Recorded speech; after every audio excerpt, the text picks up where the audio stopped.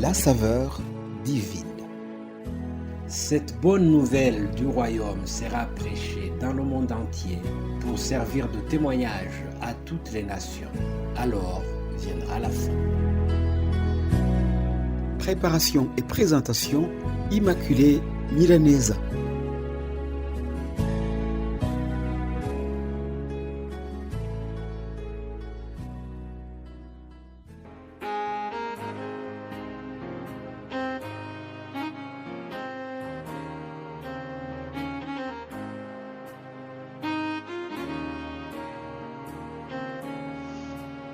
Bienvenue très chères auditrices et auditeurs de cette émission Saveur Divine. Que la paix de Christ soit avec vous. Je rends grâce à Dieu pour le souffle de vie qu'il me donne aujourd'hui. J'espère que de votre côté, vous allez bien aussi et c'est ma prière pour vous chaque jour.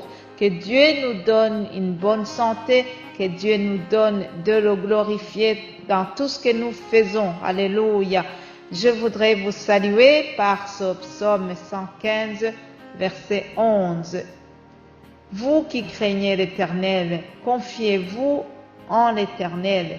Il est leur secours et leur bouclier.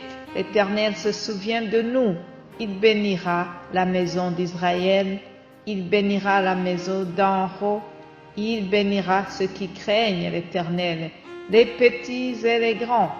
L'Éternel vous multipliera ses faveurs à vous et à vos enfants. Soyez bénis par l'Éternel qui a fait les cieux et la terre. Toi qui m'écoutes aujourd'hui, toi qui m'écoutes à l'instant, sois béni par l'Éternel qui a fait les cieux et la terre.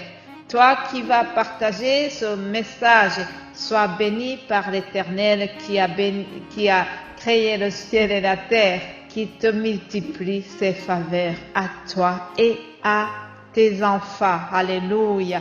Alors, comme vous le savez, hier, nous avons commencé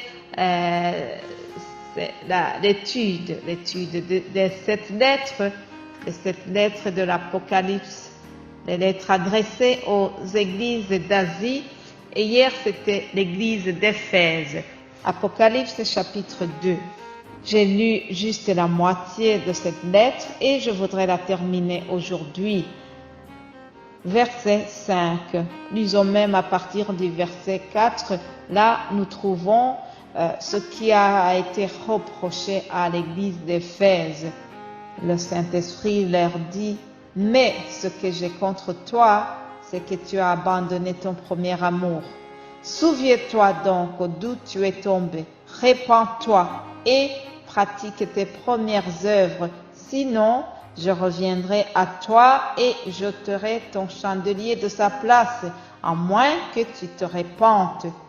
Tu as pourtant ceci, c'est que tu hais les œuvres de Nicolaïte, œuvres que je hais aussi. Que celui qui a des oreilles entende ce que l'Esprit dit aux églises. À celui qui vaincra, je donnerai à manger de l'arbre de vie qui est dans le paradis de Dieu. Amen. Souviens-toi donc d'où tu es tombé et répands-toi, chers amis. Notre Dieu, c'est un Père plein de compassion. C'est un Père plein de miséricorde. C'est un Dieu qui nous donne plusieurs chances. Lorsqu'on a eu tort, lorsqu'on a péché, Dieu nous attend. Dieu est prêt à nous pardonner à condition que nous nous repentons. C'est ce qui est demandé à l'église d'Éphèse. L'Esprit leur dit, répands-toi, répands-toi. Aujourd'hui, tu peux mettre ton prénom à la place de l'église d'Éphèse. Si tu as fait quelque chose qui ne plaît pas à Dieu, répands-toi. Notre Dieu est prêt à te pardonner. Si vous lisez dans Luc, l'évangile selon Luc, chapitre 15, vous allez voir l'histoire, une parabole d'un fils prodigue, un enfant qui avait péché contre son père, mais après il a réfléchi et il est revenu demander pardon et son père l'a accueilli avec beaucoup d'amour. C'est l'image de Dieu lorsqu'il nous accueille avec beaucoup, beaucoup d'amour, lorsqu'un pécheur se répand, voilà comment Dieu agit. Il agit de la même manière que ce Père que nous voyons dans Luc 15. Donc cela nous donne le courage de nous repentir, le courage de revenir vers le Père si nous avons péché. Il est prêt à nous pardonner. C'est un Dieu de compassion, un Dieu de miséricorde. Alors dans la lettre ici, il est marqué: si tu ne te répands pas, je vais retirer le chandelier de sa place. Qu'est-ce que cela veut dire? Le chandelier, c'est le symbole de la lumière et le bon témoignage que l'Église doit donner à ceux qui l'entourent. Nous, les chrétiens, nous sommes la lumière du monde. C'est Jésus qui nous a appelés comme ça. Nous sommes la lumière du monde et nous sommes appelés à briller autour de nous. Nous sommes le sel de la terre. Comme j'ai déjà dit, je pense qu'il y a eu un message qui était intitulé comme ça. Les chrétiens ont la mission d'apporter la saveur au monde, apporter la douceur, la saveur dans ce monde amer, apporter de la lumière dans ce monde des ténèbres. Nous devons briller par nos œuvres, des bonnes œuvres autour de nous. Alléluia, que Dieu nous aide. Je voudrais terminer cette lettre sur ce point aussi qui parle des Nicolaïtes. Même si la lettre à l'église d'Éphèse a des reproches, il y a quelque chose de bien que l'Esprit apprécie. C'est qu'ils ont refusé les œuvres des Nicolaïtes. Ce sont des faux prophètes qui étaient à cette époque des faux enseignants. Alors, ils avaient un responsable qui s'appelle Nicolas.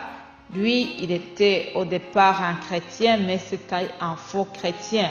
Il faisait partie des responsables de l'Église, mais en réalité, il était malhonnête. Oui, ça a existé des gens comme ça. Même Judas aussi faisait partie de l'équipe de Jésus. Mais après, il a mal tourné. Alors, Nicolas aussi, qui a fondé cette secte des Nicolaïtes, il a profité de la position qu'il avait dans l'Église pour égarer certains chrétiens en les faisant plonger dans l'immoralité. Et les gens qui le suivaient, on les appelait des Nicolaïtes. Alors, ici, l'Esprit apprécie l'Église, cette Église d'Éphèse qui avait quand même résisté à ce genre de dérapage. Alors, la lettre termine en donnant une promesse. Il dit que celui qui a des oreilles entende ce que l'Esprit dit aux églises. Et la promesse est celle-ci: à celui qui vaincra, je donnerai à manger de l'arbre de la vie qui est dans le paradis. Chers amis, il y a une récompense qui nous attend.